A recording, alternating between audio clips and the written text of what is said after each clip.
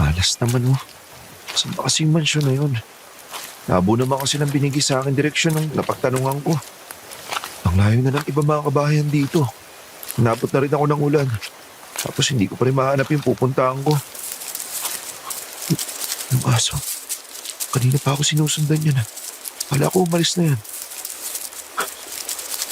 Labutan ako. Makatuloy na nga. Sana talaga mahanap ko na yung mansyon na yun. Ano ba kasi problema ng hayop na yan? Naangilan ako. Nakatitig sa akin. Tumatakbo pa palapit sa akin. Anong gagawin ko? Tatakbo ba ako? Baka lalo akong habulin. Bahala na nga. Takbo na! Tulong! Tulungan niyo ako! May aso! Saklolo! Saklolo! Halimaw! Halimaw! Halimaw yung aso! Tulong! Saklolo! Ayaw ka magmamatay! Saklolo! Ah! Umanda ka sa aking aswang ka. Etong sayo. Yeah! May tao! Yung aso! Yung aso naging lalaki! Paano nangyari yun? Sino ka at anong ginagawa mo rito sa daan papuntang mansyon? Ano yan? Anong klaseng nilalang po yan? Aso? Naging tao? Paano? Uulitin ko ang tanong ko. Anong ginagawa mo rito? Paggabi na. Bakit nandito ka pa? May hinahanap po kasi akong mansyon. Pinapapunta po ako sa isang mansyon. Sa lumang mansyon ba ni Madam Rosario? Kung sa bagay, wala namang ibang mansyon dito banda eh. Rosario? Opo. Doon nga po. Ah, ikaw malamang yung bagong hardinero. Ako si Siloy. Katiwala ako ron. Walang iya ka. Walang iya kang tao ka. Anong nalagay mo sa itak mo? Buwasan! Mauna ka na ron. Asikusuhin ko lang tong kutong lupang to. Nakikita mo yung puno ng aratiles? Lumiko ka dyan pa kanan, magtuloy-tuloy ka, lulusot ang daan sa gitna ng talahiban. Pagkalagpas mo sa damuhan, nandun na ang mansyon. Diretso ka sa maliit na bahay sa may likod. Mauna ka na ron. Susunod ako agad. Sige po.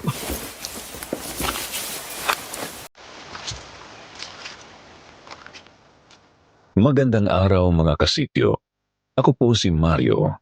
Matanda na sa ngayon at meron ng mga apo. Nakatira ako ngayon sa isa sa mga probinsya ng Mindanao pero tubong Bohol po talaga ako.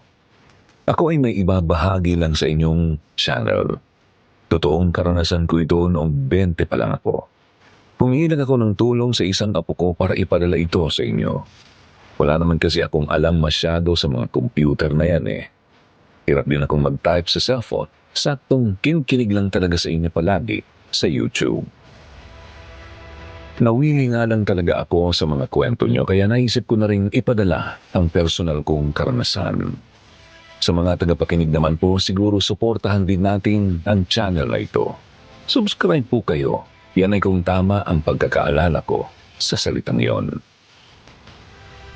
Simulan natin ang kwento noong 1970. Mula sa amin sa Bohol ay bumiyahe ako sa isang liblib na baryo sa Isla ng Panay. May kapitbahay kasi kaming nakapagsabi na may nangangailangan daw ng hardinero. Tapos malaki ang sahod. Hindi ako nagdalawang isip kasi kailangan ng pampagamot ng tatay ko noon. Agad akong bumiyahe. Nangutang pa kami ng pampamasahe. Babayaran naman daw ng mga magiging amo ko. At pagdating ko, nalaman kong totoo ang sabi ng kapitbahay namin tungkol sa sahod. Malaki nga magpasahod si Madam Rosario.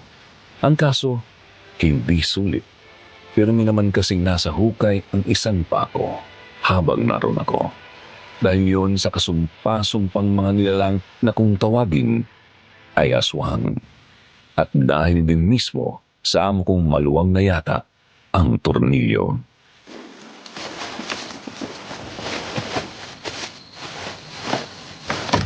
Pasensya na, medyo natagalan ako. Ano nga bang pangalan mo? Mario po, kuya. Ako po si Mario, galing Bohol. Ah, oo. Ikaw nga yung hardinero na nabanggit ng kakilala ko. Ako nga pala si Siloy. Ako nga ang katiwala rito sa mansyon. Para din po ba nitong mansyon ang aalagaan ko? Pasensya na po ha. Pero konti lang naman po yung mga pananim sa bakuran dito. Maliban na lang sa mga kalamansing nasa loob ng mga pader. Tapos yung patay na puno sa bandang gilid. Yun na nga mismo. Gusto ni Madam Rosario na taniman ng marami-raming halaman ng bakuran. Napabayaan na nga kasi itong mansyon ng kanila. Hayaan mo. Bukas ipapaliwanag ko sa'yo. Magpahinga ka na muna ngayon. Kuya Siloy, magtatanong lang po sana ako. Ano po ba yung aso kanina? Yung naging lalaki bigla? Kung sa bagay, mabuti na rin alam mo. Dito ka natutuloy mula ngayon eh. At kung maayos ka magtrabaho, siguro to yung magtatagal ka rito. Ayos. Aswang ang isang iyon. Aswang? Sigurado po ba kayo dyan, kuya? Huwag mo sabihing di ka naniniwala. Kita-kita mo nga, di ba? Hinabol ka ng malimaw na aso. Tapos bigla siya naging tao nang mapurahan ko. Yan ang patunay na aswang yun. Marami po bang ganun dito sa inyo? Tsaka ano na pong ginawa niyo ron? Huwag ka na masyado maraming tanong. Ang kailangan mo lang malaman, oo, may mga aswang sa paligid ng mansyon. Kaya kung ako sa'yo, siguraduhin mong nandito ka na sa tinutulay nating bahay bago dumilim. Huwag kang lalabas kung hindi kailangan. Naintindihan mo ba? Opo, kuya. Naintindihan ko. Mabuti naman. Pero kung di mo naintindihan, ayos lang din. Magpasaway ka para malapa ka ng aswang. Kuya, ayoko pa pong mamatay. Nagpunta lang po ako dito para magtrabaho. Ito naman, di na mabiro. Sige na, kumain ka na. Diyan lang sa kusina nitong tinutulayan natin bahay. Kumakain ka naman siguro ng paksiw na galunggong, ano?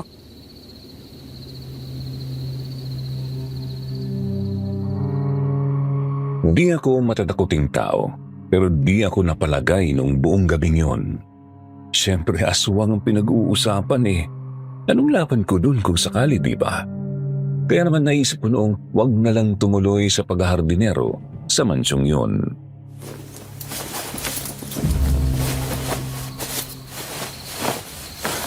Naman tong pinasok ko. Gusto ko lang naman magtrabaho rito para may panggamot si tatay. Bakit ganito yung dinatnan ko? Uwi na lang siguro ako. Kaso nga lang, layo na ng biniyahe ko eh. Tapos, may utang pa kami sa pinapamasahe ko papunta rito. Di naman ako babayaran ng mga amo ko kung uuwi ako agad eh. Bahala na nga. Tulog na lang muna ako.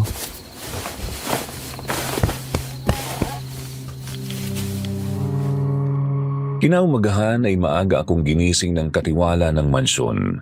Si Kuya Siloy nga pala ay nasa 30 anyos ng panahong yun. Medyo payat, pero batak ang pangangatawan. Nagalmusal kami tapos ay inilibot na niya ako sa bakuran ng mansyon. Agad kong napansing lumang-luma na talaga ang kabuuan ng 3 andanas na bahay. Natutuklap na nga ang puting pintura nito at bitak-bitak na rin ang mga sementong bahagi ng mga pader. Medyo nabubulok na rin ang kahoy na bahagi ng mga dingding.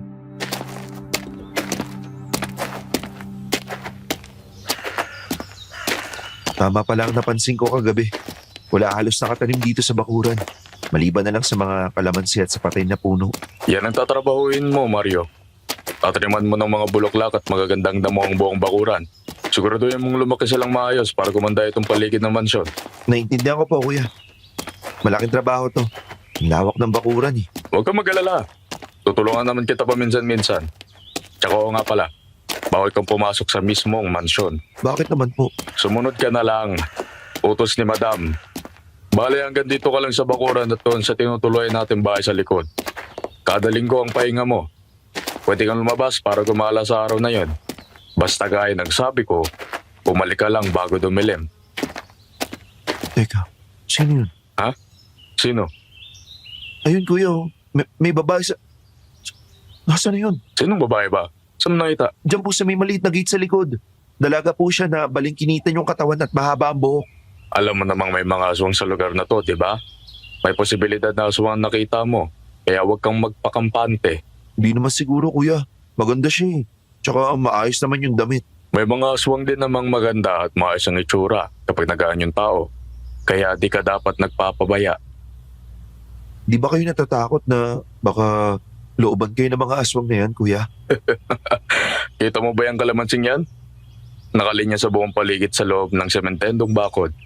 Ang silbi ng mga yan, para pigilan pumasok ang mga halimaw. May bumubusina sa labas. Sino po yung dumating? Siguradong si madam na yon. Wala namang dumadalaw sa mansyon eh. Halika, papakilala kita sa kanya.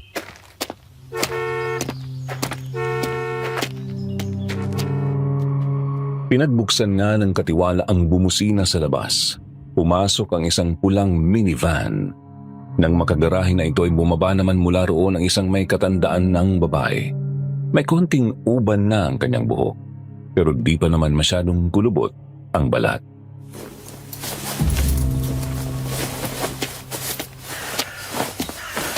Siloy, sinabihan mo na ba to sa mga dapat niyang gawin? Tapos na po, madam. Sinabihan ko na rin na hindi siya pwedeng pumasok sa mismong mansyon. Mabuti kung ganon. O siya, sige na. Magpapahinga muna ako. Siloy, linisin mo na ang buong bahay. Ikaw naman. Mario, hindi ba? Opo, madam. Simulan mo sa pagpapatag ng lupa sa buong bakuran. Alisin mo na rin ang mga damo. Sige po, madam. Ako na pong bahala.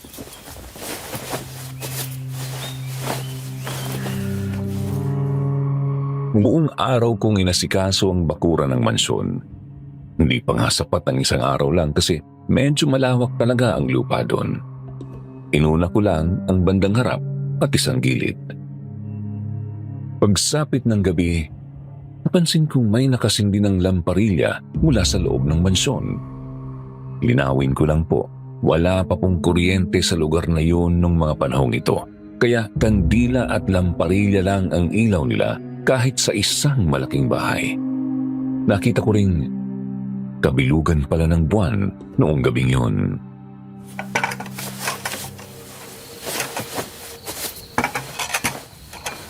O ito, uulamin mo. Bigay ni madam. Kumain ka dun sa loob, tapos magpahinga ka na agad.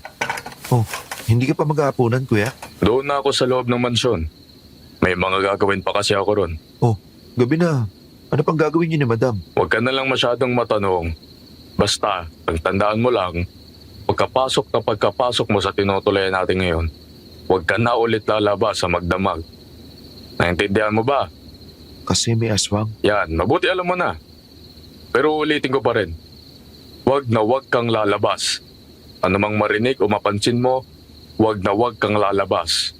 Kahit magbukas ng mga pinto o bintana, bawal. Gawin mo lang kung sabi ka ng mamatay.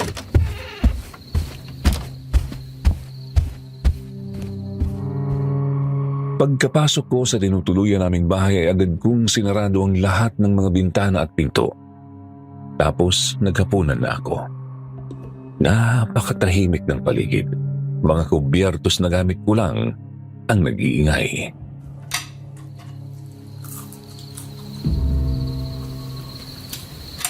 Kainis naman, no? Mukhang mag-isa lang ako dito sa tinutuluyan namin bahay sa magdamag. Paano kung may dumating na aswang at makapasok? Ano kayang gagawin ko? O kaya yung kwento-kwento na pwedeng gumamit ng asin. Ay, sana lang talaga maging maayos lang ako dito buong gabi. Ano ba kasing gagawin nila doon sa mansyon?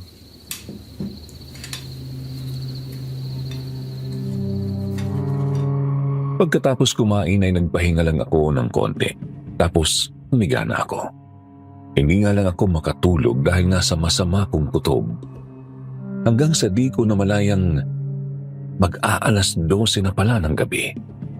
Napabangon ako nang may marinig akong sigaw ng isang matandang lalaki. Napakahina lang ng naririnig ko dahil siguro malayo ang pinagmumulan. Pero sigurado talaga akong boses ng matandang lalaki yun.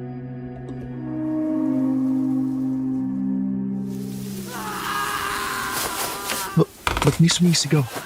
Sino kaya yun? Saan ba yun? Sa loob ng mansion ba o sa labas ng bakod? Teka, di kaya may sinalaki ng... Natigilan ako sa pag-iisip nang may marinig na naman ako.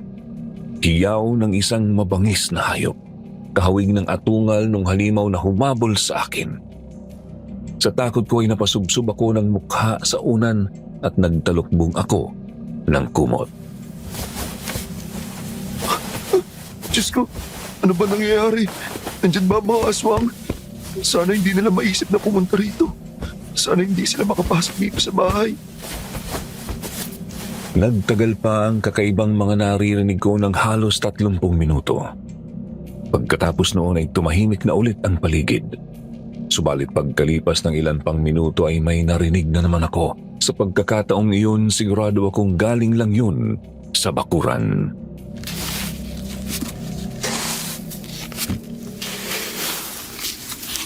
May nag-uukay. Si Kuya Siloy kaya yun. Ba't ba siya nag-uukay sa gitna ng gabi?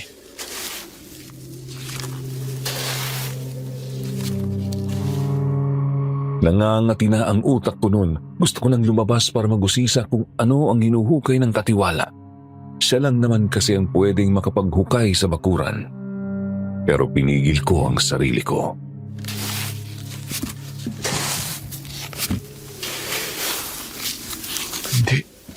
Hindi ako lalabas. Sabi ni Kuya Siloy, wag na wag akong lalabas. Wag na wag mong bubuksan ang pinto at mga bintana sa magdamag. Hindi ako lalabas. Hindi ako sisilip man lang. Diyos ko.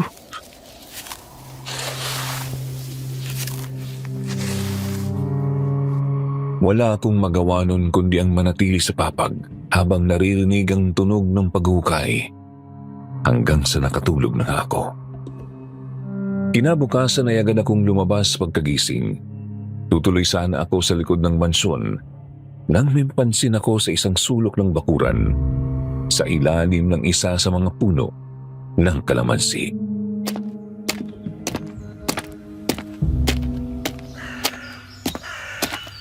Ano to? Bakit may sariwang hukay dito? Wala naman to dito kagabi ha. Magandang umaga, Mario. Gising ka na pala. Anong tinitignan mo dyan? Kuya, bakit may sariwang hukay dito? Latang katatabon lang oh. Wala naman dito to kahapon ah. Sigurado ako ron. Kasi ako nag-asikaso ng bakuran eh. Oo. May patay na aso kasi dyan sa labas ng gate kagabi. Ayaw pa naman ni Madam na may napapabayaang mga patay na ayip sa loob at paligid ng mansyon. Baka kasi mga amoy. Kaya ayun, nilibing ko agad. Kagabi ba kuya may narinig ka sumisigaw? Anong sigaw? Tunog boses ng matandang lalaki yung narinig ko eh. Tapos meron din parang hiyaw ng aswang. Hindi ko nga lang matukoy kung saan galing. Lumabas ka ng bahay? Hindi po kuya, hindi po. Ayoko pong mamatay. Mabuti kung ganon. Ay, sige na. Mag-almusal ka na at nang makapagsimula ka na. Aalis na rin si Madam ngayong umaga. Alis siya agad? Kararating niya lang kahapon ah. Ilang beses lang siya pumupunta rito kada isang buwan. Doon talaga siya nakatira sa bayan kung nasa ng mga negosyo niya.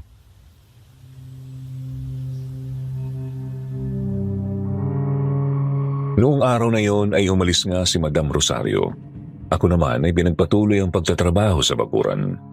Bandang 2:00 ng hapon nang meron na naman akong matanaw sa labas ng likurang gate.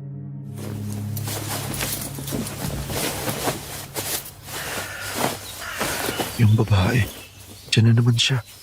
Ano kaya talagang kailangan niya? Malapitan nga.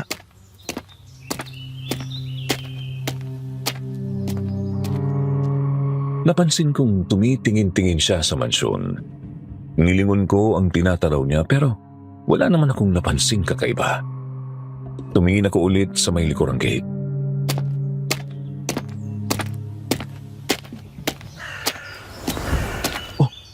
Nawala na naman. Saan ba nagpunta yung babaeng yun? Bakit bigla-bigla na lang siya naglalango?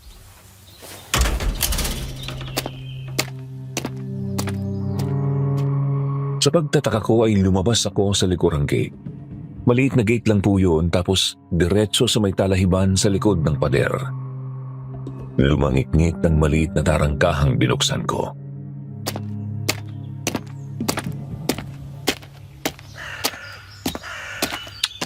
Wala talaga siya rito eh. Paano siya nawala ng ganong kabilis? Posible naman yata yun. Teka, baka aswang yun. Makabalik na nga lang sa loob.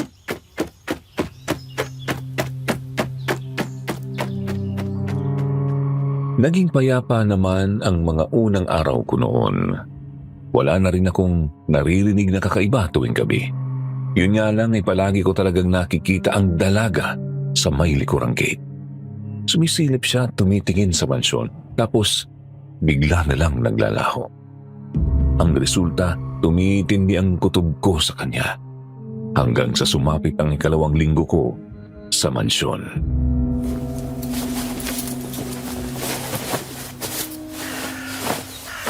Ayun na naman siya. Ngayon hindi ko naalisin ang tingin ko sa babaeng yan. Teka, Binibini! Sandali! Huwag ka muna umalis! Mag-usap muna tayo!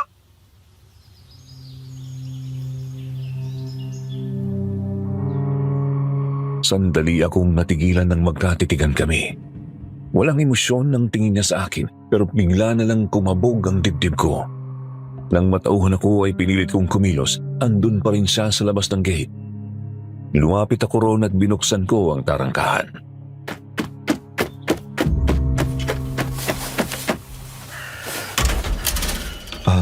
Pasensya na ha. Pero nagtataka lang kasi ako. Sino ka ba? Bakit pa naisilip ka sa mansyon? Ang tatay ko. Hinahanap ko ang tatay ko. Tatay mo? Paano naman mapupunta ang tatay mo rito? Kami lang naman ni Kuya Siloy ang nandito eh. Imposible namang siya yung tatay mo. Nasa 30 anyos pa lang siya. Ang tatay ko. Gusto kong ibalik pa uwi ang tatay ko. Sino ba kasi yung tatay mo? Ano to? Ano itong nararamdaman ko? Hindi.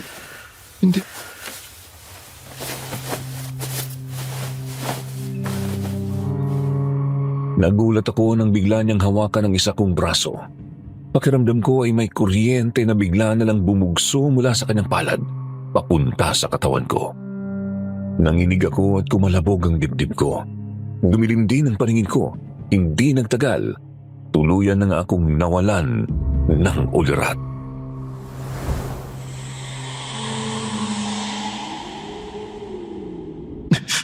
Nasaan ako? Panaginip ba to? Binabangungot ba ako?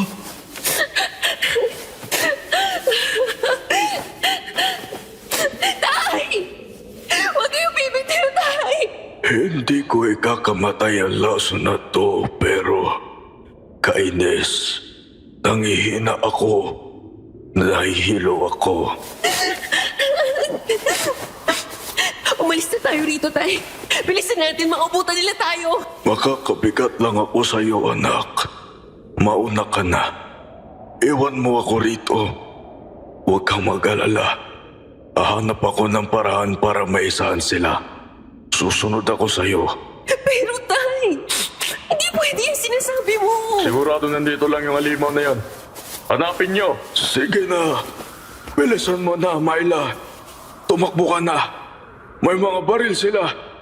Wala tayong laban sa mga armas na yan. Tatay naman eh. Sige na. Tumakbo ka na. Huwag mo na akong isipin. Tumakbo ka na. Ayun sila! Huliin ng mga aswang!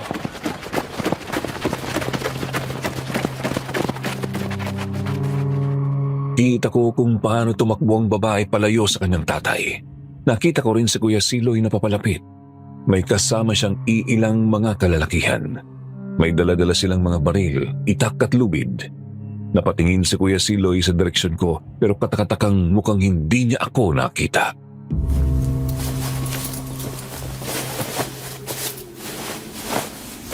Diyos ko, ano bang gagawin nila dyan sa lalaki? Tsaka, bakit ko ba nakikita itong bangungot na to? Ano bang ibig sabihin nito? Anong gagawin niya sa akin? Saan niyo ako dadalhin? Wala ka nang pakialam doon. Amin ka na ngayon. Amin na yung dugo mo. Kaya ali ka na at pagsilbihan mo si Madam. Nakakatakot. Halatang may masamang balak si Kuya Siloy. Ayoko na rito. Ayoko na sa bangungot na to. Ayoko na. Ayoko na. Ayoko na! Ayoko na! Ayoko na! Ikaw?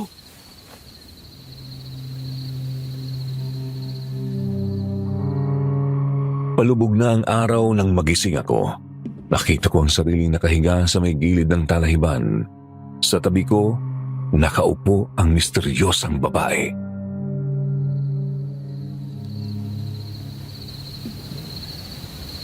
Ano yun? Anong klaseng panaginip yun? Nakita mo Nakita ang alin? ang mga nangyari. Kung paano nila hinuli si tatay. Teka nga, sinasabi mo bang totoong nangyari yung panaginip ko? Oo nga no. Paano mo nalaman ang panaginip ko? Anong ginawa mo sa akin? Totoo nangyari ang mga nakita mo sa panaginip mo. Sa ganoong paraan nila hinuli si tatay. Kung bakit sila nanguhuli ng aswang ay hindi ko pa alam. Kung ganun. Aswang ka nga. Aswang. Makinig ka muna sa akin kahit sandali lang.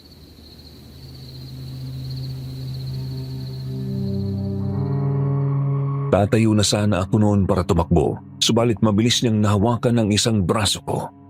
Hinilan niya ako ulit para manatiling nakaupo.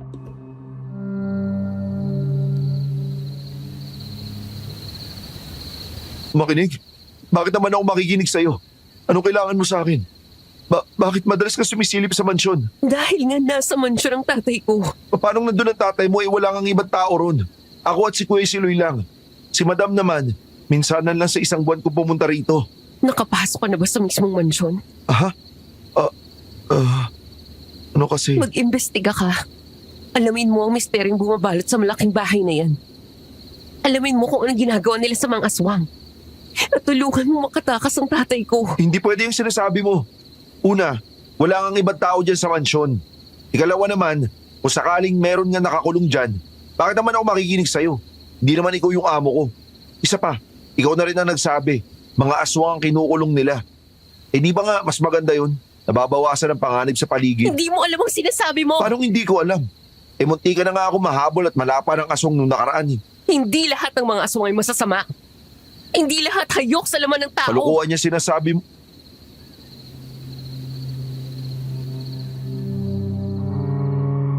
Sa mismong sandaling yun ay agad akong naistatwa ng tinaliman niya ako ng tingin. Napansin ko ring bahagyang namula ang mga mata ng babae. Nalamig ako at pinagpawisan ng gusto hanggang sa bigla na lang siyang pumikit.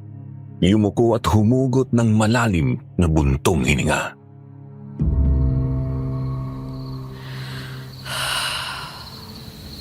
Pasensya ka na. Nadala lang ako. Aswang ka nga. Katulad ka nang umabol sa akin dati. Aswang.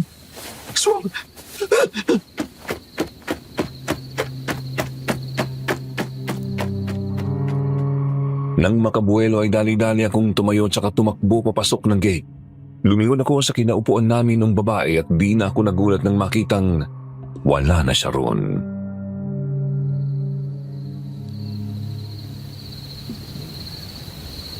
Ano kaya talagang binabalak ng babaeng yun? Ako pa talaga ang hiningan niya ng tulong para patakasin ng tatay niya kuno. Anong tinitignan-tignan mo dyan, sige? Kuya, kasi po, andyan na naman po yung kakaibang babae. Tumatanaw na naman po sa mansyon. Pero nakausap ko po siya kanina. Ano namang sinabi niya sa'yo? Nasa loob daw ng mansyon yung tatay niya. Tulungan ko raw siya na makatakas. Ano namang nasa loob ang tatay niya? Wala namang ibang tao ron eh. Ako lang ang nakakapasok doon. Maliban siyempre kay Madam kapag pumupunta siya rito. Yun na nga rin po yung sinagot ko sa kanya, kuya. Paano ka ako magkakaroon ng ibang tao dyan? Tsaka yun, kumpirmado kaswa nga yung babaeng yun. Bigla na lang kasing namula yung mga mata niya. Sinasabi ko sa'yo, Mario, mag-ingat ka sa mga nakakausap mo. Mas maganda kung maglagay ka palagi ng baong sa bulsa mo. Para di ka masyadong lapitan ng mga aswang. Ayaw nila sa amin yan.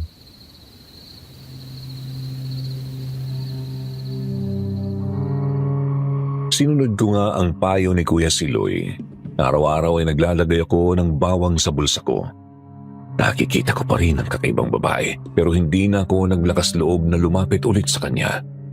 Hanggang sa lumipos ulit ang ilan pang linggo, muling dumating si Madam Rosario sa mansyon.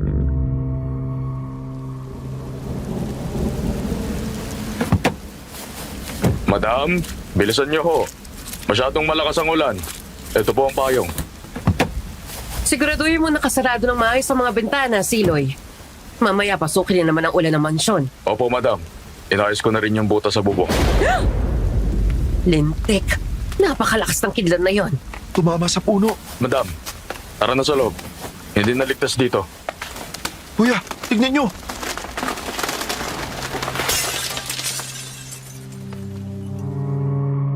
Nagulantang kami ni Kuya Siloy at Madam Rosario nang tamaan ng kidlat ang patay na puno sa gilid ng mansyon. Ilang sandali lang ay umuga na ito ng paunti-unti hanggang sa tuluyan na ngang bumagsak. Tinamaan nito ang bintana sa may first floor. Basagang salamin at pumasok ang tubig ulan.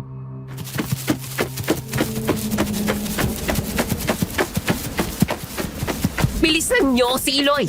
Alisin niyo yung puno at takpan niyo yung bintana.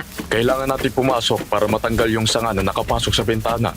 Pero kuya, di ako pwedeng pumasok sa mansyon. Natutuwa ako sa pagiging masunurin mo, Mario. Pero hayaan mo na. Pumasok ka na muna ngayon. Basta sa unang palapag ka lang, ha? At huwag kang gagalaw ng kahit anong hindi mo kailangan. Sige po, madam.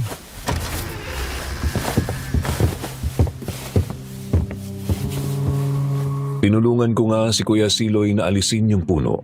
Napakalakas talaga ng ulan noon pero di namin pwedeng ipagpaliban ang gagawin kaya naman basang-basa kami ni Kuya Siloy. Tinabi namin ang nabuwal na puno sa gilid ng mansyon.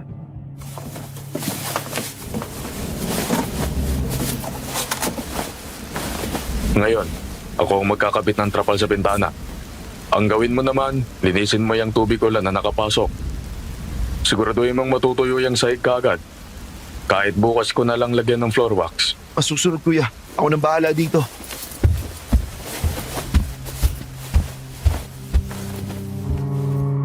Lumabas si Kuya Siloy para magkabit ng trapal sa bintana. Si Madam naman ay nasa kanyang kwarto sa second floor. Pagsisimula na sana akong maglinis ng sahig nang mapagtanto kong nasa loob na nga pala ako ng mansyon.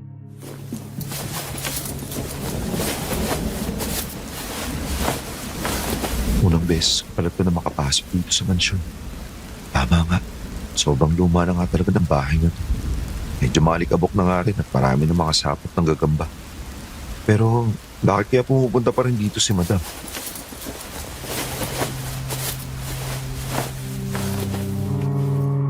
Tuloy-tuloy pa rin ang malakas na ulan sa labas. Iginala ko ang paningin.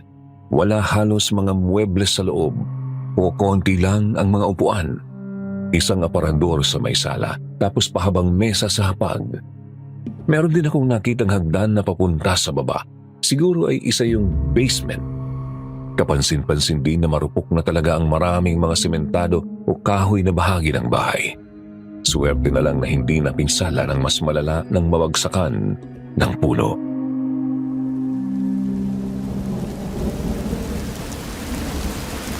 Maglinis na nga lang para matapos ko na agad.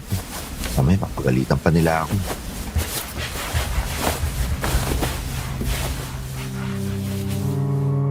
Sinimulan kong linisin ang tubig ulan na nakapasok sa mansyon.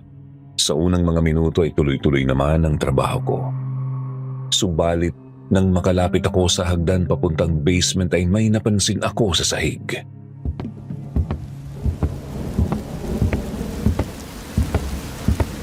Bakas. Bakas ng paa. Pero, ang laki naman yata niyan. Tsaka, bakit may mga parang kalmot dito sa hawak ng hagdan? Diyos ko, kumakalabog. Galing sa baba. Mario, anong ginagawa mo dyan? Bakit di mo ginagawa ang trabaho mo? Kuya Siloy, kasi po, may nakita akong kakaibang bakas. Tapos may kumalabog. Ano po bang meron sa baba? Huwag mo na lang usisain pa yan at gawin mo na lahat ng trabaho mo. Binalaan ka na kanina, di ba? Huwag mong galawin ang mga di kailangan.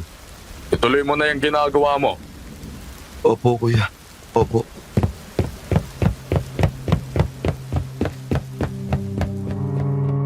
Bumalik ako sa paglilinis ng sahig pero hindi ko na maalis ang isip ko sa mga napansing mga bakas at kalabog.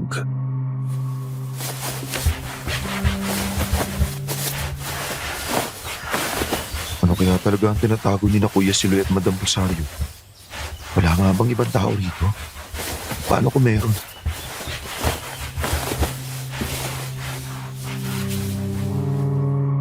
Umikot sa isip ko ang mga sinabi sa akin ng kakaibang babae. Sinubukan kong isang tabi ang mangkuro-kurong yun pero talagang hindi ko na napigil ang pangangati ng utak ko. Kaya naman napagpasyahan kong mag-imbestiga na nga ng palihim sa mansyon.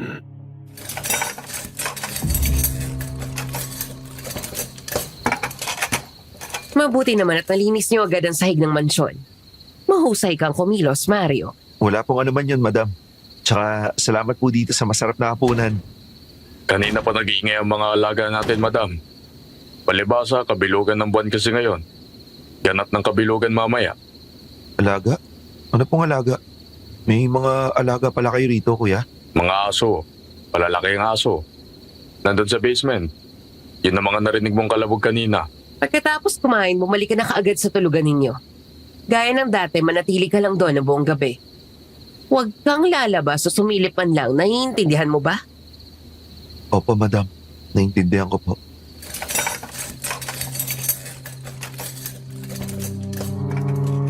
Pagkatapos maghapunan ay agad na nga akong lumabas ng mansyon. Diretso na sana ako sa tinutuluyan namin ni Kuya Siloy nang makita ko na naman ang babae sa may gate. Nakatingin siya sa akin.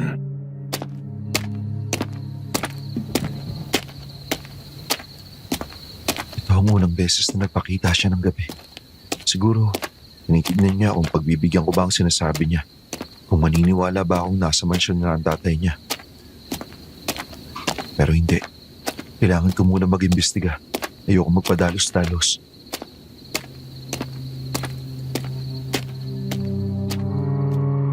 Tumuloy ako sa maliit na bahay sa bakuran. Bago pumasok ay nakita ko pang nakadungaw sa isa sa mga bintana sa mansyon si Kuya Siloy. Kaya naman kumilos ako para isarado ang buong bahay. Pinatay ko ang lamparilla at nahiga.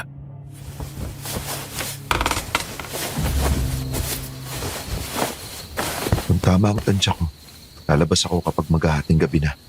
Titignan ko kung ano man ang ginagawa ni Madam Rosario sa loob. Sa palagay ko kasi, ikinalaman niyo sa mga alaga nila. Sigurado ako nagsisinungaling si Kuya Siloy. Sigurado akong bakas na mga paan ng tawang nakita ko sa may hagdan. Medyo malalaki nga lang, pero malabong gawa ng aso ang mga yon.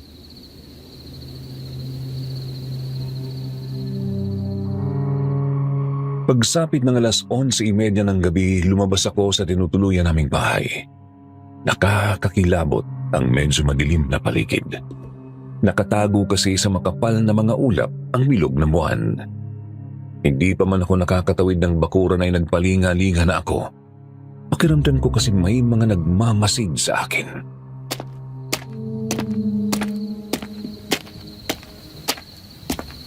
Nananayo na talaga ang balahibo ko.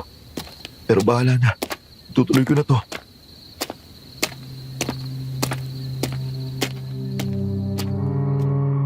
Lumakad ako papuntang mansyon. Todo ang pag-iingat ko para hindi makagawa ng ingay. Dumiretso ako sa may hagdanan pababa. Kabadong-kabado na ako noon pero talagang tinatagan ko lang ang sarili ko.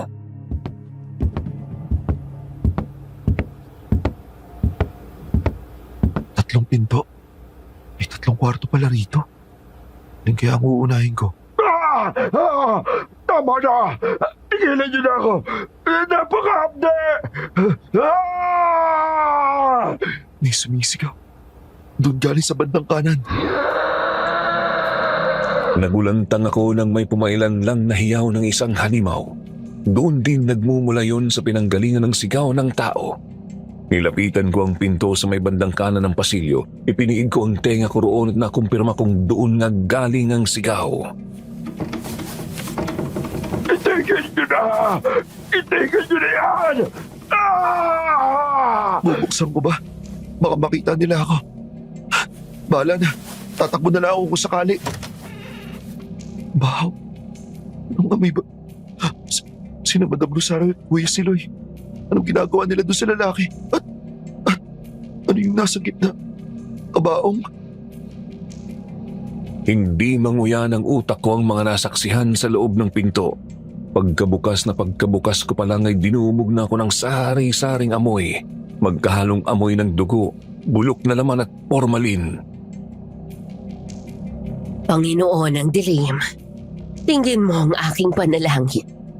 Tanggapin mo ang aking alay at ibalik mo ang espiritu ng mahal kong anak. Panginoon ng dilim, dinggin mo ang aking sumamo. Mga taga-kulto ba sila, Madam? Sumasamba sila sa demonyo. Sa bandang gitna ng kwarto ay merong altar na may ribulto ng dyablo. May nakasindi rin doong mga itim na kandila. Sa baba ng altar ay may isang itim na kabaong pero di ko matanaw ang nasa loob. Sa tabi ng kabaong ay nakaluhod si Madam, nagdarasal paharap sa rebulto. Bitiwan niyo ako! Pakawalan niyo ako! Bitiwan niyo ako! Ang malagim na hiyaw. Sa lalaki niya nanggagaling. Kung ganun, aswang pala ang isang yan. Pinapahirapan nila ang isang aswang. Nakasalampak malapit sa kabaong ang isang may katandaang lalaki. Wala po siyang saplot pang itaas, tapos payat na payat ang katawang puno ng sugat. Kasama na po roon ang medyo malalim at pahabang sugat sa may dibdib. Sariwang-sariwa pa po yun at may tumutulo pang konting dugo. May nakagapos din sa kanyang abakang lubid. Naaktuhan ko nung hinila ni Kuya Siloy ang braso ng lalaki at iniumang yun sa bukas na kabaong. Pagkatapos ay pinutol niya ang isang daliri nito at saka hinayaang tumagas ang dugo papunta mismo sa ataul. Mga walang hiya kayo! Pakawalan niyo na ako! Tama na! Ayoko na! Hindi ko na kaya! Tama na! Tama na! Panginoon naming makapangyarihan, tanggapin ninyo ang aming alay. Alay kapalit ng pagbabalik ng buhay ng mahal kong anak. Hindi ko na kayang manood. May isang demonyo ang ginagawa nila dito. Oo, aswang ang pinapahirapan nila. Pero hindi ko pa rin malunok. Napaatras ako ng konti dahil sa kilabot sa nakita. Nakaligtaan kong pinipigilan ko palang sumara ang pinagsisilipan kong pinto noon, kaya naman bigla itong nagsara ng malakas nang mabitawan ko. Kapag umakyat ako paalis ng basement at dumiretso palabas ng mansyon ay sigurado mahuhuli ako. Naisip kong kailangan ko munang magtago sa loob ng mansyon.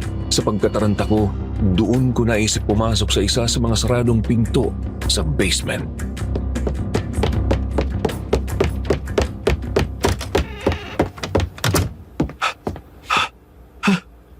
Muntik na ako dun. Sana hindi nila ako nakita. Teka, nasaan na ba ako? Anong kwarto ba? Sino ka?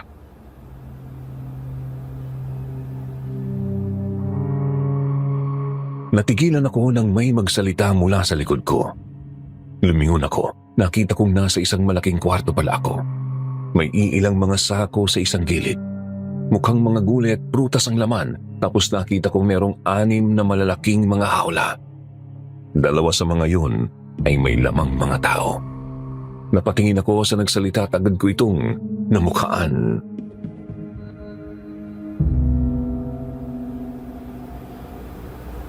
Diyos ko, siya yung lalaki nasa bangungot ko. Ang tatay ng babae. Sino ka ba?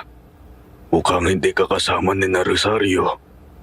Wala akong maramdamang masamang intensyon sa'yo. Ano ang ginagawa mo rito? Ako muna ang sagutin mo. Sino ka? Sino kayo? Bakit kinakakulong dito? Magtago ka. Ano po? Ako? Magtatago? Huwag ka nang magtanong. Bilisan mo na. Papunta na sila rito. Diyan ka sumuot sa likod ng mga sako ng gulay. Ha? Opo.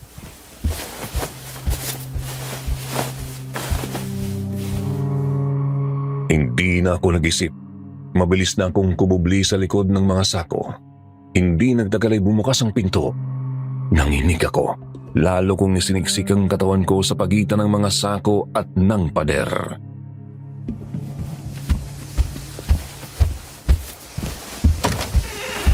Dahan-dahan lang. Masyado na akong nanghihina. Hindi ko na kaya. Bilisan mo nang pumasok. Maglilinis pa ako ng altar. Tsaka tibayin mong loob mo, tanda. Sayang din yung dugo mo. Ang hirap pa namang manghuli ng aswang ngayon. Tibor! Anong ginawa nila sa'yo? Tibor!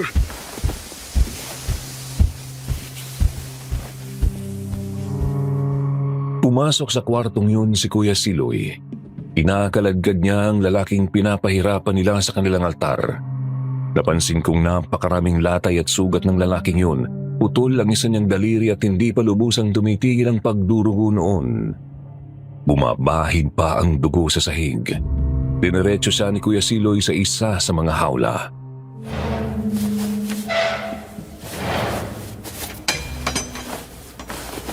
Magpahinga ka muna dyan para makabawi ka naman ng lakas.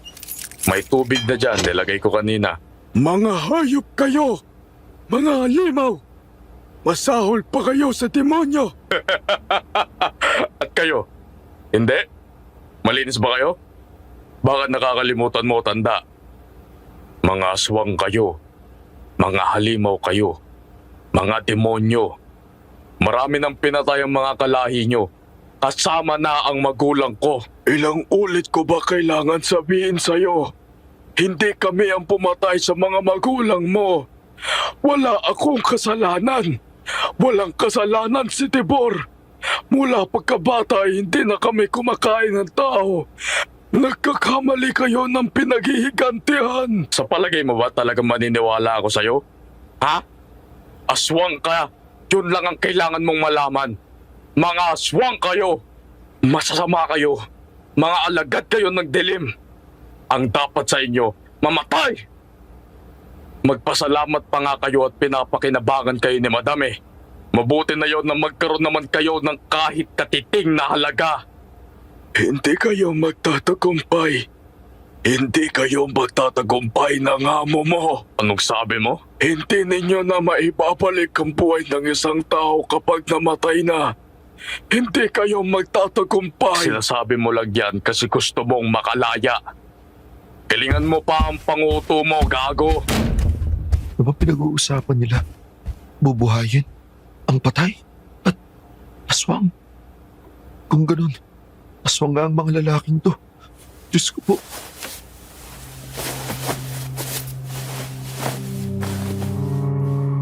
Nang nakaalis na si Kuya Siloy ay dahan-dahan na rin akong lumabas sa pinagtataguan ko at muli akong humarap sa may hawla.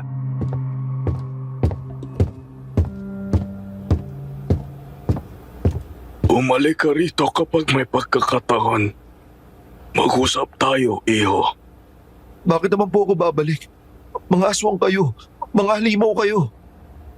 Guys, hindi kita masisisi kung bakit yan ang paningin mo sa amin. Pero nakikiusap ako sa'yo.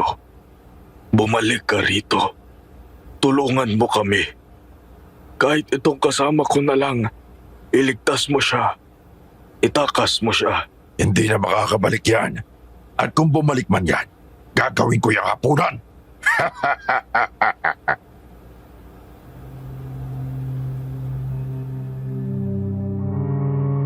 Nang magsalita ang ikatlong lalaking nasa isa pang hawla ay agad akong napalingon doon.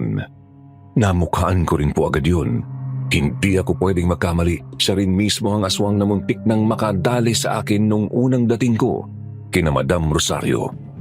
Ang aswang na naganyong mabangis na aso. Pinaglisikan niya ako ng tingin. Ramdam kong tumagos yun hanggang sa buto ko.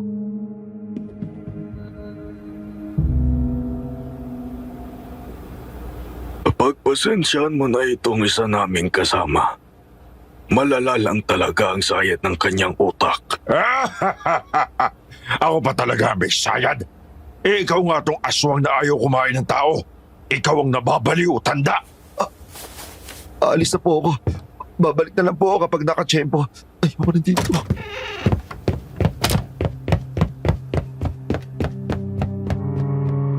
Maingat akong lumabas ng basement at umakyat ng hagdan. Pagkarating ko sa unang palapag ay napansin kong walang tao sa paligid, kaya naman tuloy-tuloy na akong tumakbo papunta sa tinutuluyan naming bahay ni Kuya Siloy.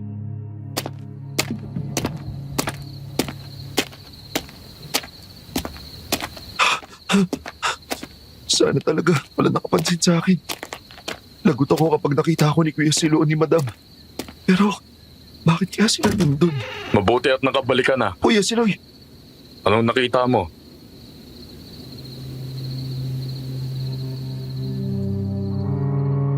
Nagulantang ako nang lumakad mula sa may kusina ang katiwala ng mansyon. May hawak siyang itak at may nakasukbit pang pistola sa kanyang bewang. Nakatitig siya ng malalim sa akin. Napaatras ako at napasandal sa saradong pinto. Nanginig ako sa kilabot. Mas matindi pa sa naramdaman ko sa kulungan ng mga aswang.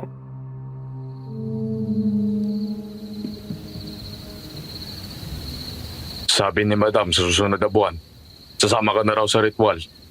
Alam mo na ang lihim ng mansyon, kaya hindi ka pwedeng tumanggi. Tsaka huwag ka mag-alala, may dagdag bayad naman. Dodoblehin ang sahod mo. Pero, kuya, hindi ko naman po... Nakita mo yung isang aswang doon, di ba? Yung muntik nang pumatay sa'yo dati? Kapag umayaw ka, magiging hapunan ka ng baliw na yon. Gusto mo ba yon? Kuya, bakit yung pa ginagawa to ni madam? Ano bang pakay nyo? Gusto ko lang gumante sa mga aswang. Aswang ang pumatay sa mga magulang ko. Sila ang dahilan kung bakit ako naging ulila. Gusto ko lang pumatay ng aswang. Wala akong pakialam kung sa paanong paraan. Hindi naman po kasi makataong ginagawa nyo doon. Sabihin na natin mga aswang sila, pero... Aswang sila. Yun na yun. Wala nang palusot na kailangan. Mga nilalag sila na dilim. Mga salot sila. Kailangan nilang mamatay. Naintindihan mo ba yun? Ngayon, dalawa lang ang pagpipilian mo. Sasali ka sa ritual o magiging hapunan ka ng mga halimaw na yon. Hindi ka rin pwedeng tumakas. Alam namin kung saan ka nakatira sa Bohol. Kaya, ano na? Hindi nyo ako pinapapili. Isa lang talaga ang binibigay nyo sa akin pwedeng gawin. Mabuti at alam mo. Sasama ka sa akin. Bumalik tayo kay madam. Pero kuya, Halika na! Huwag kang babagal-bagal. Ubusin mong pasensya ko at tatagpasin ko yung ulo mo.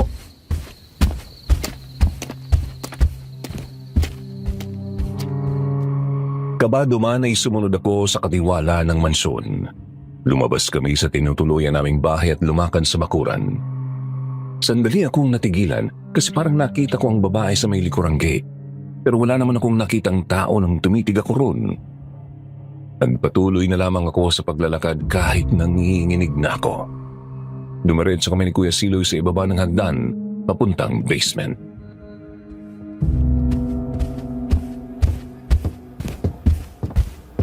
Nakausap mo na ba tong si Mario ha, Siloy? Opo, madam. Nasabi ko na ang alok. Mabuti kung ganon. madam, ano po bang gagawin ko? Tsaka para saan po ba kasi itong ritual nyo? Halika, sumunod ka sa akin. Saan po ba tayo? Ipapaliwanag ko sa'yo kung bakit ko ginagawa ang lahat ng ito.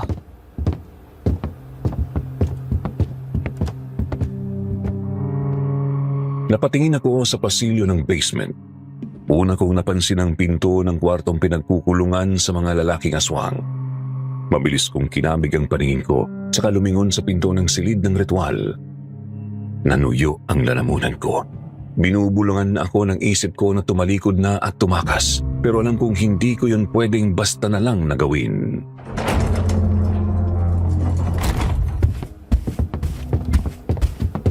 Saan nakikita mo? Ito ang kwarto ng ritual. Dito namin isinasagawa ang balak ko.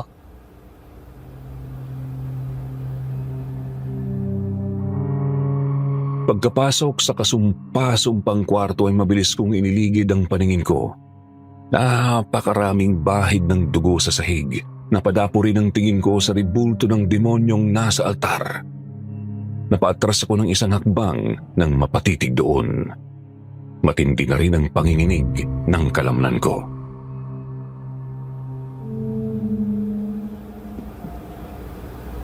Balak? Ano pong balak nyo? Ang muling buhayin ng anak ko.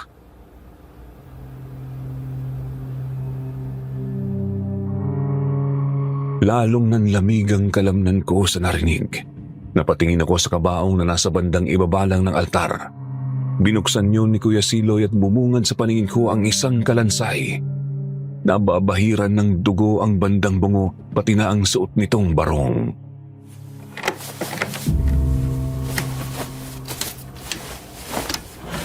Ano to? Bakit yung ginagawa to, madam? Dahil mahal na mahal ko ang nag-iisa kong anak. Mahal na mahal ko ang anak ko. Tapos, papatayin lang ng ganon? Papatayin lang ng isang aswang? Pinatay rin po ng aswang ang anak nyo. Oo. Gusto kong gumante. Gusto ko silang patayin lahat. Pero hindi ko rin matiis isiping nabubulok lamang sa ilalim ng lupa ang mahal kong anak. Kaya hindi ako nagsayang ng oras. Nagsaliksik ako Kumausap ako ng maraming tao sa loob at labas ng bansa. Hanggang sa may nakapagturo sa akin, posibleng ang maibalik ang anak ko. At ang maganda pa sa paraang ito, magagawa ko ring maghigante sa mga halimaw na yon. Pero madam, may sa demonyo tong binabalak nyo. Hindi pwedeng buhayin ng patay na. Isa pa, hindi to ikatutuwa ng Panginoon. Mario, pinipigil ko lang ang galit ko sa sinasabi mo. Naiintindihan kita. Alam kong nalilito ka pa lang sa mga nalaman mo. Bago pa sa'yo ang mga bagay nito eh. Pero ito ang totoo. Maaring buhayin ng namayapa na. At alam ko ang ritual na dapat gawin para doon. Ano naman po magagawa ko sa ritual nyo? Wala naman po akong alam sa mga ganyan, madam. Ngayon ko nga lang din nalaman na totoo palang may mga aswang mula nang dumating ako rito. Tutulong ka sa pagpapahirap sa mga aswang. Padadanakin natin ang dugo nila sa salid na ito. Mas maraming dugo, mas mainam. Pero hindi natin agad tatapusin ang buhay nila. Ang gagawin natin ay unti-unti nating uubusin ang kanilang dugo hanggang tuluyan na silang manghina at mamatay. Mga demonyo kayo. Hindi kami ang kalaban, Mario. Ang mga aswang na yan ang kaaway. Sila ang mga alagad ng dilim. Itong si Siloy na ulila dahil sa mga aswang. Ang anak ko rin ay pinatay ng isang aswang. Kaya patas lang nagantihan namin sila. Tama lang na dugurin nila ang bubuhay sa anak ko.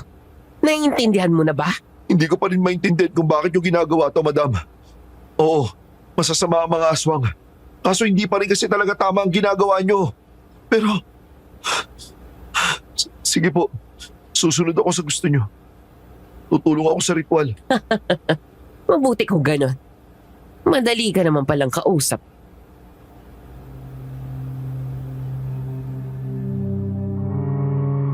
Matapos naming mag-usap ay hinayaan na nila akong makalabas ng mansyon at bumalik sa tinutuluyang bahay.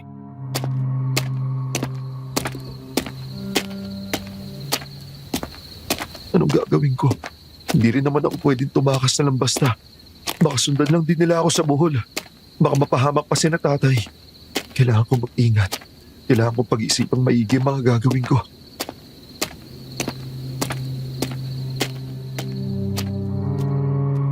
Di ako nakatulog ng maayos noong gabing yon kakaisip sa gagawin ko. Nang sumunod na araw naman ay nanatili muna si Madam Rosario sa mansyon at pagsapit ng hapon ay pinatawag na nga nila ako.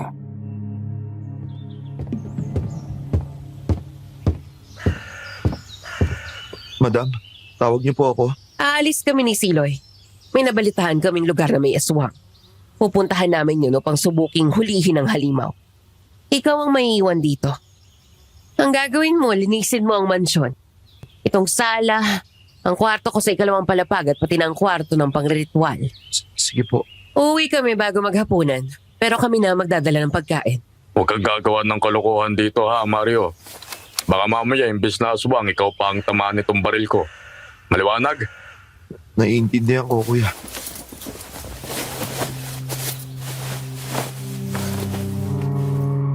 Umalis nga po si na Madam Rosario at Kuya Siloy. Ginamit nila yung sasakyan ni Madam. May pistolang nakasukbit sa bewang ng katiwala at itak naman sa kabila. Ako naman ay sinimulan agad ang paglilinis ng mansyon. Inuna ko ang kwarto ni Madam.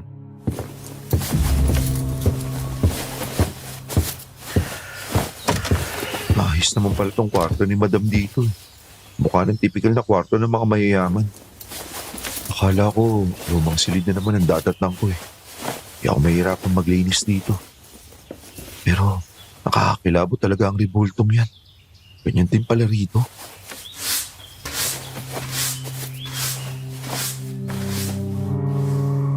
Sa ibabaw ng tokador ay nakatayo rin ang isang ribulto na katulad nung nasa ritualan. Kaya naman napabulong ako sandali ng dasal. Marami ring mamahaling mga gamit sa kwartong yon. May nakita rin akong maliit na baul na may lamang mga alahas at pera. May nakalapag ding kumpol ng mga susi sa tabi ng baul na yon. Nilinis ko nga po ang kwartong yon at pagkatapos ay sinunod ko ang ibang bahagi ng mansyon hanggang sa nakarating na ako sa may basement.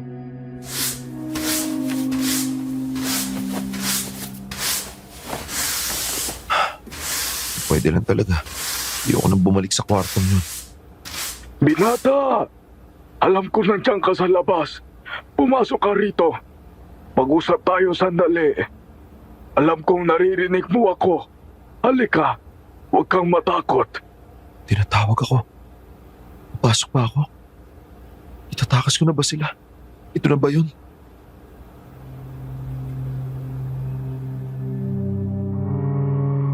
Sandali akong nag-isip sa harap ng pinto ng kulungan ng mga aswang. Nang muli akong tinawag ng lalaki ay nagpasya na akong pumasok.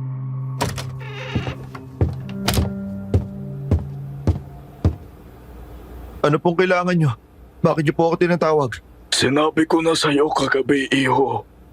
Kailangan namin ng tulong mo. Kailangan namin ng tulong para makatakas sa lugar na to. Pero Manong, mga aswang po kayo. Hindi ko po kayo basta pwede na lang pakawalan. Isa pa, delikado ako. Ang pamilya ko sa Bohol. Baka tugisin kami ni na Madam. Nauubos na talaga ang lakas ko, Oren. Masyado nang maraming dugo ang nawawala sa akin.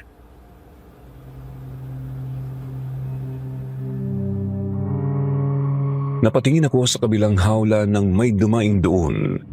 Nakita ko ang aswang na pinahirapan ni na Madam noong nagdaang gabi. Hindi pa naghihilom ng maayos ang mga sugat niya. Napakarami na ring dugo na nagkalat sa kinasasalampakan nito.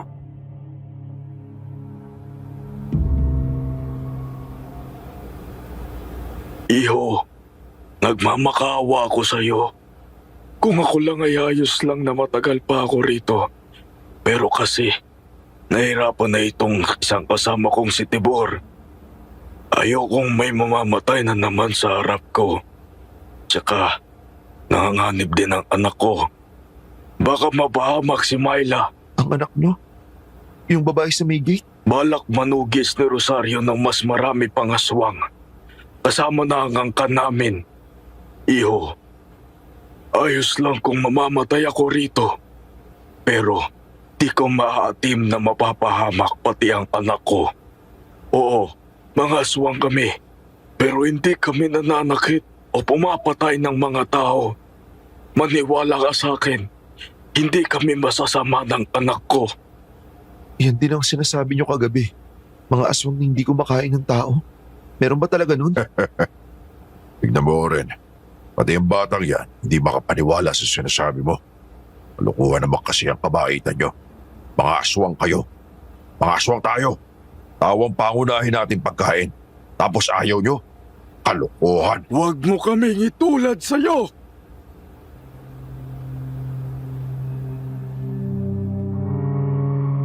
Sandali kong minasdan ng usapan ng dalawang aswang. Isang dating muntik nang pumatay sa akin at isang nagsasabing hindi kumakain ng tao. Sa totoo lang ay hindi pa rin ako kumbinsido na may mabuting aswang pero pinili kong sumugal.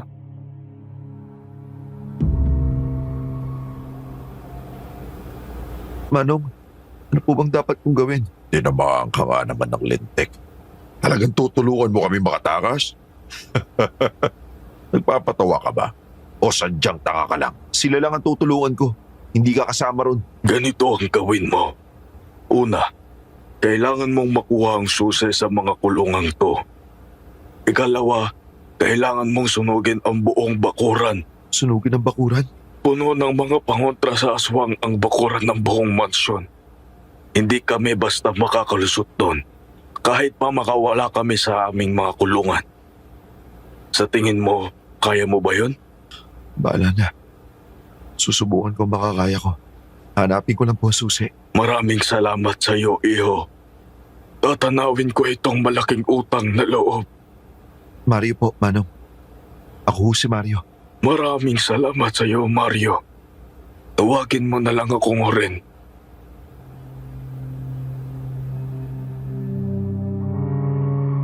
Pagkatapos naming mag-usap ni Mang Oren ay agad na akong lumabas sa pinagkukulungan nilang silid.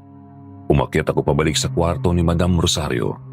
Sandali ulit akong natigilan ng mapatitig sa ribulto ng demonyo.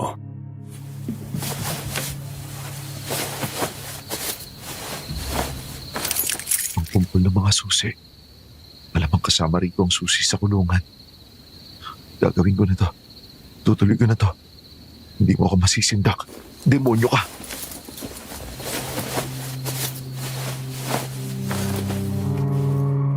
Mabilis kong dinampot ang kumpul ng mga susi pati ang maliit na baul na puno ng mga pera at alahas ay kinuha ko rin.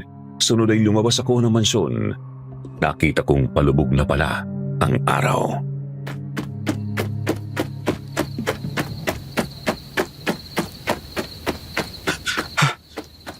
Baka bumalik na sila Madam at Kuya Siloy.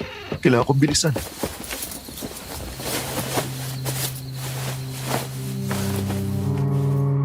Pagkabalik sa tinutuluyan naming bahay ay kinuha ko ang bag ko. Nilagay ko roon ang baul. Pagkatapos kumuha ko ng bote ng gaas sa kusina. Mabilis ko yung isinaboy ng paunti-unti sa buong bakuran.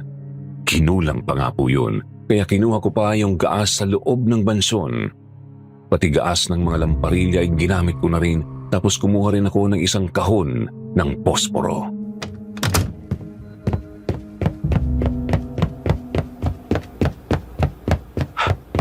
Mga Oren, ito na po ang mga susi. Susubukan kong buksan ang hawlin nyo. Tapos ko na rin sabuyan ng gas ang buong bakuran. Sisindihan ko na lang po yun mamaya para magliyab. Oren, mauna na kayo. Makakapagpabigat lang ako sa inyo. Unahin mo ang anak mo. Hindi pwede yung sinasabi mo, Tibor. Sasama ka sa amin. Akong bahalang umalalay sa'yo hanggang sa makauwi tayo. Talaga bang itutuloy niyo yan? Itutuloy ko to. Pero hindi ka kasama. Halimaw! Para namang hindi rin nalimaw yung mga papakawalan mo, hangal. Pakawalan mo rin ako, bata. Buksan mo rin tong kandado rito. Kung gagawin mo yun, pangako, hindi kita sasalakayin. Yung mga amo mo ang uunahin ko. Pero kung hindi mo bubuksan to, ikaw ang tutugisin ko kapag nakawala ako. Hindi kita pakakawalan dyan. Sige na, Mario. Bilisan na natin.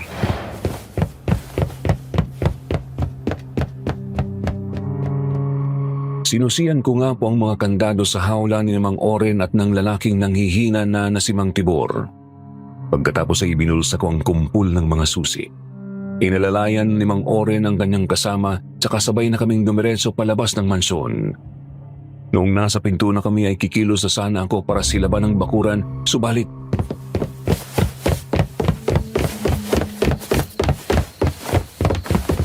Lagot na. Ito na nga ba sinasabi ko? Patay! Subukan niyong ituloy ang binabalak niyo at mamamatay ang babaeng to. Pakawalan mo akong hayop ka! Bitiwan mo ako! Bitiwan mo ako!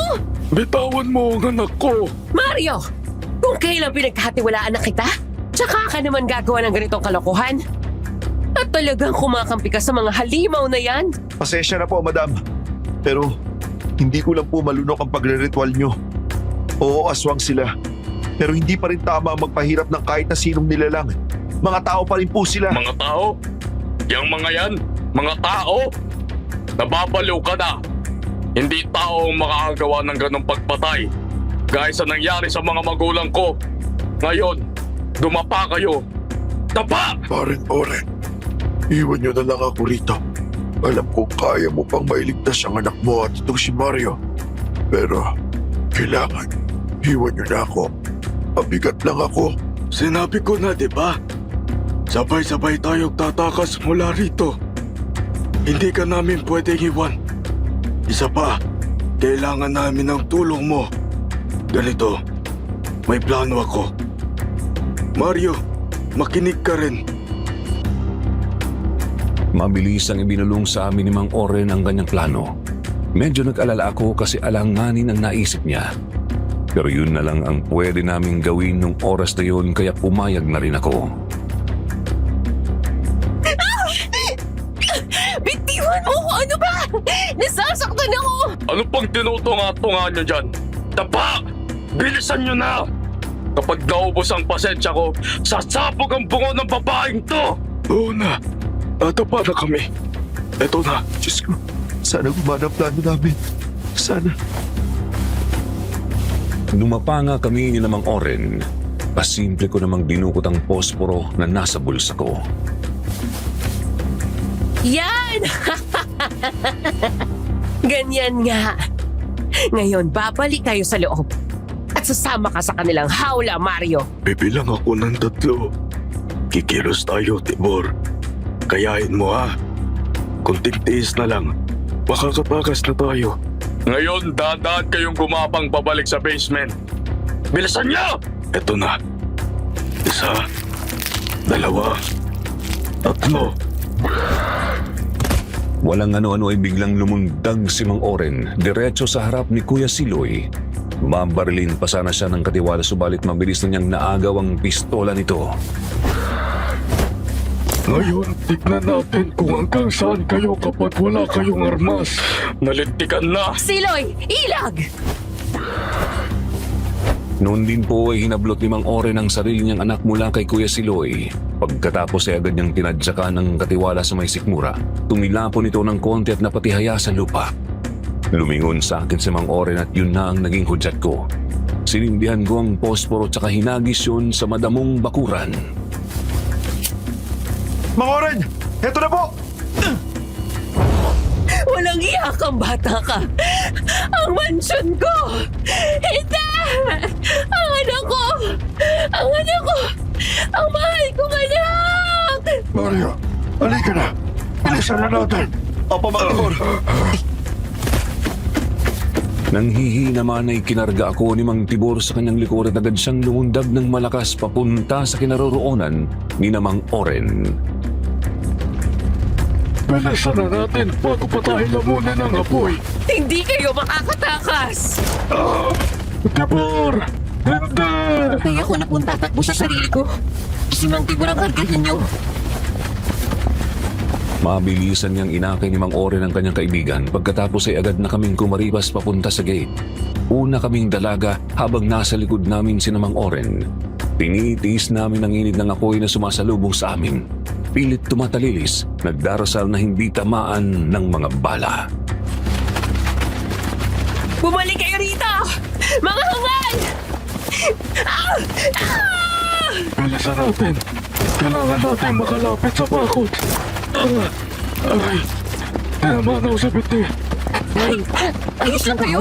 Kaya ko pa. Magpatuloy tayo. Kumapit ka na sa akin. Bakit? Ang dami mong tanong, kapit na. Nang papalapit na kami sa gate ay bigla na lang hinablot ng dalaga ang isa kong balikat. Pagkatapos ay agad siyang lumundag palagpas sa ibabaw ng gate at lumapag kami sa labas. Agad ding nakasunod sa amin si Mang Oren. Mula sa labas ng bakod ay tanaw namin ang napakalaking amoy at usok na nasa loob. Ayaw mo pumatay? Dumudugo na yung binti mo. Kaya ko pa. Huwag tayong basta tumigil. Hindi pa sigurado ang kaligtasan natin dito. Hindi! Bumalik kayo rito! Bumalik kayo rito, mga hamak na alay! Hindi! Iyo ng halimaw. Hindi ako pwedeng magkamali. Si Demio, siya yun. Yung isa pang nakakulong doon. Malamang nakatakas ang hayop na yon.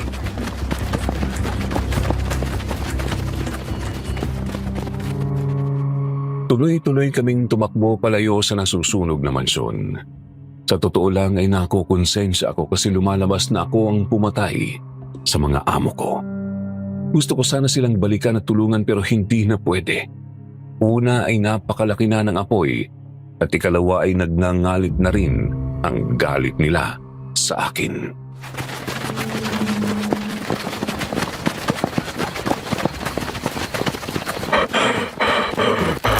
Dito muna tayo magpahinga. Nakalayo na tayo. Siguro naman naligtas na tayo rito. Hindi na tayo mahabol ng Rosario. At hindi na rin tayo basta matutuntun ni Demio. Sa Mang Tibor, wala nang malay.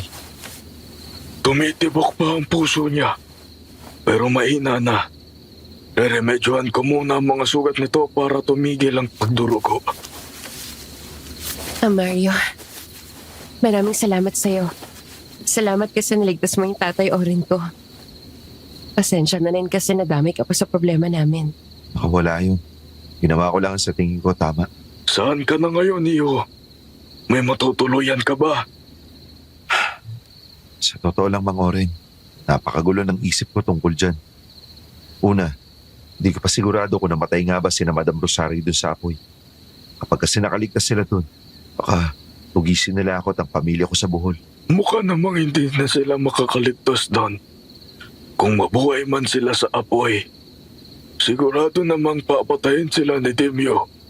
Gutom na ang hayop na yon sa ilang linggo pagkakulong eh. Sana nga po ganun, Mang Oren. Sana. May pamasahe ka ba pa uwi? Kung gusto mo, siguro, hanapan natin ng paraan yan. Iyon na lang yung bayad namin sa'yo. Hindi na kailangan.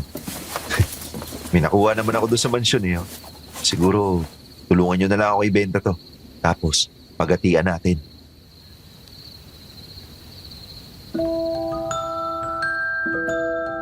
Mahigit 1 linggo pa po akong nanatili noon sa Panay. Tinulungan niya ako ng mag-ama na ibenta ang mga alahas na nakuha ko sa kwarto ni Madam Rosario. Pagkatapos po noon ay tsaka na ako bumiyahe pauwi ng Bohol. Pagkarating ay agad kong pinagimpake sina tatay at lumuwas kami pa Mindanao. Simula po noon ay hindi ko na ulit nakita pa ang mag-amang Oren at Myla. Gayunpaman ay habang buhay ko ng baon-baon ang bangungot na dinanas ko sa isinumpang mansyon na yon, pati na ang aral na ang kabutihan ay wala sa uri, kundi nasa puso. Hanggang dito na lang po itong kwento ko. Kung may mga kuro-kuro po kayong gustong sabihin, iwan ninyo lang po dyan sa comment section, okay? Tapos, ipapabasa ko na lang sa mga apo ko. Maraming salamat po.